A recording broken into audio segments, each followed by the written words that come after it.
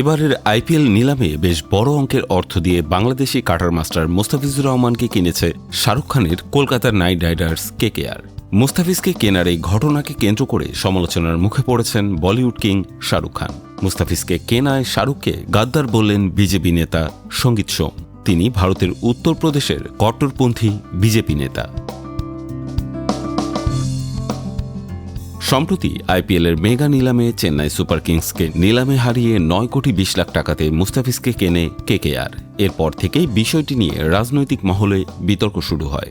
ভারতীয় সংবাদ মাধ্যমের খবর অনুযায়ী বাংলাদেশি ক্রিকেটারকে বিপুল অর্থে কেনায় শাহরুখের উপর প্রচণ্ড ক্রুদ্ধ সঙ্গীত সোম।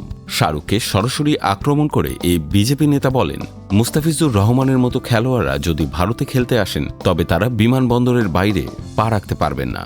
এটা আমার প্রতিজ্ঞা। শাহরুখ খানের মতো গাদ্দারদের এই বার্তাটি ভালো করেই বুঝে নেওয়া উচিত। উনি আদতে দেশদ্রোহিতা করছেন, অথচ এই দেশের মানুষের ভালোবাসার কারণে আজ তিনি এই অবস্থানে পৌঁছেছেন।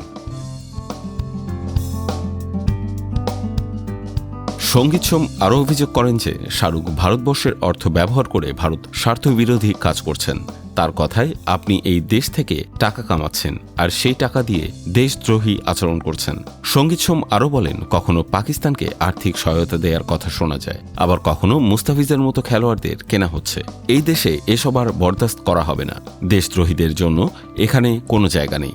তিনি শাহরুখকে হুঁশিয়ারি দিয়ে বলেন, যদি কেকেআর এই খেলোয়াড়কে ফেরত না দেয় এবং সিদ্ধান্ত বাতিল না করে তাহলে খেলা হবে, অনেক বড় একটা খেলা হবে।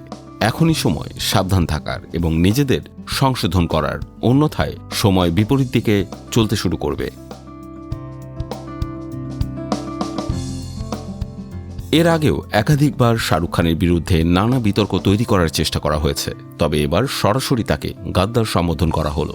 বাংলাদেশে সম্প্রতি এক হিন্দু নাগরিককে জনতা পিটিয়ে ও গায়ে আগুন দিয়ে হত্যা করে। এরপরে বাংলাদেশ নিয়ে বেশ উত্তপ্ত পরিস্থিতি ভারতে। তারই সূত্র ধরে এই মন্তব্য এসেছে শাহরুখের নামে।